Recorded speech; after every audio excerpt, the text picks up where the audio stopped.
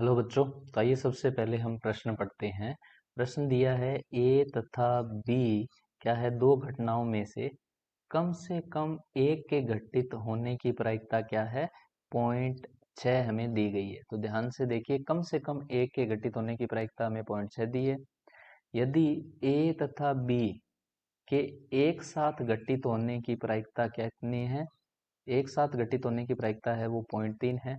तो हमें P A बार यानी कि ए के घटित ना होने की प्रायिकता प्लस पी बी बार यानी कि बी के घटित ना होने की प्रायिकता का मान हमें ज्ञात करना है।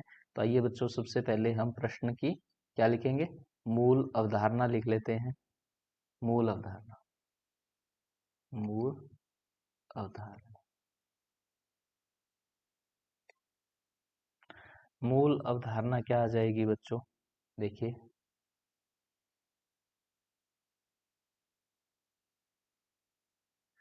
मूल अवधारणा क्या होगी,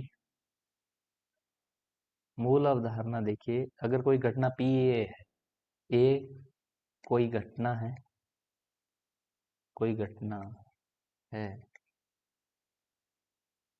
तो ए के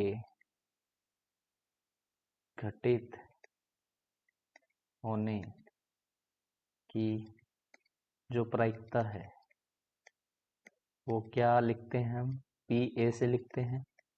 तो ए के ना घटित होने की प्रायिकता यानी कि पी ए बार क्या आ जाएगा, वो हमेशा एक माइनस पी ए यानी कि एक में से माइनस कर देंगे घटित होने की प्रायिकता को। इसी तरह पी बी बार क्या होता है, एक माइनस पी बी होता है।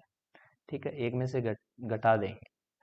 अब देखिए, जो अवधारणा नंबर 2 है, ये अवधारणा एक। अवधारणा 2 ये है कि पी ए के घटित होने की प्रायिकता प्लस बी के घटित होने की प्रायिकता बराबर क्या होता है, प्रायिकता किसकी, ए सर्वनिष्ठ बी की प्लस पी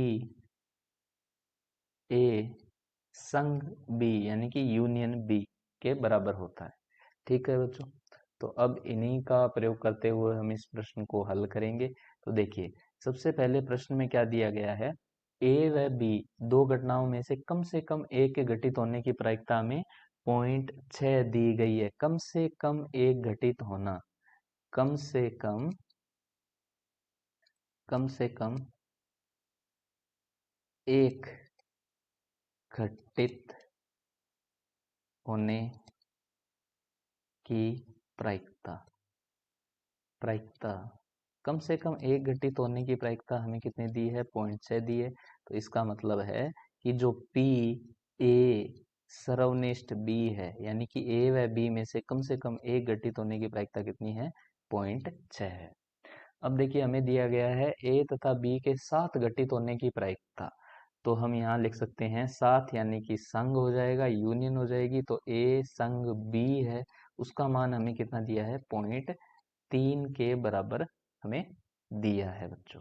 ठीक है, तो हम यहाँ से लिख सकते हैं, इसलिए P A plus P B का मान क्या आ जाएगा, जैसा कि हमने अवधारणा में लिखा है, पी ए सर्वनिष्ठ बी प्लस पी ए संग बी के बराबर होगा। तो पी ए सर्वनिष्ठ बी का मान 0.6 है और पी ए संग बी का मान 0.3 है।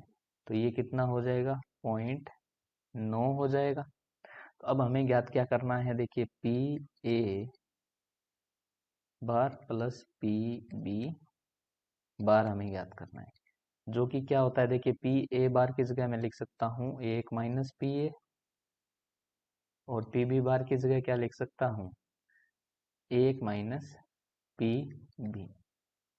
तो अब देख सकते हैं एक और एक क्या हो जाएगा, दो माइनस पी ए और माइनस पी बी आ जाएगा। तो यहाँ से जब आप माइनस कॉमन लोगे, माइनस एक, तो ब्रैकेट में क्या होगा, पी ए, यहाँ पर बड़ा ब्रैकेट बना देते हैं अपने, P A plus P B. P A plus P B का मान आपके पास कितना है, 0.9 है। तो दो माइनस पॉइंट क्या आ जाएगा, 9 आ जाएगा। तो यहाँ से हमारे पास क्या बचेगा, 1.1। तो P A bar plus P B bar का मान क्या आ गया, 1.1। 1 आएगा हमारे पास यहाँ पर। तो ये था बच्चों हमारा प्रश्न। उम्मीद करता हूँ अच्छे से आपको पूरा सवाल समझ आया है। धन्यवाद।